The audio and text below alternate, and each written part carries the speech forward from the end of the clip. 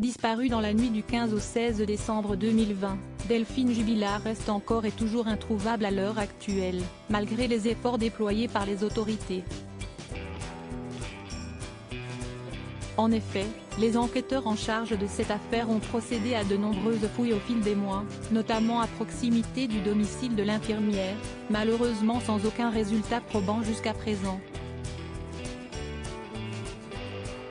Si quelques personnes espèrent toujours voir la police retrouver la jeune mère de famille vivante, la majorité de gens suivant cette affaire estiment désormais que Delphine Jubilard doit être morte, et qu'il faut à présent retrouver son cadavre. Dans le cadre de leurs investigations, les enquêteurs ont procédé à l'arrestation du mari de l'infirmière, Cédric Jubilard. Mis en examen pour homicide sur conjoint, l'artisan a été placé en détention provisoire le 18 juin 2021. Clamant son innocence dans cette affaire depuis le début, le père des enfants de Delphine Jubilard a déposé plusieurs demandes de remise en liberté par l'intermédiaire de ses avocats, qui ont toutes été rejetées jusqu'à présent.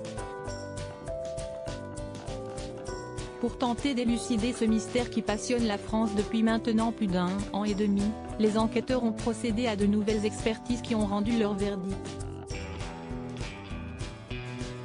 Affaire Jubilard, aucune présence de drogue dans les analyses des enfants du couple selon les informations dévoilées par Le Parisien lundi 1er août 2022, l'analyse des cheveux des enfants de Delphine et Cédric Jubilard a démontré qu'ils n'avaient pas été drogués le soir de la disparition de l'infirmière.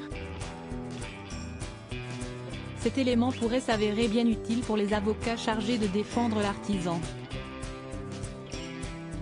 Pour mémoire, le témoignage du fils aîné de Cédric Jubilard sur le déroulement de la nuit durant laquelle sa mère a disparu fut capital, étant donné qu'il a contredit plusieurs affirmations précédemment énoncées par son père.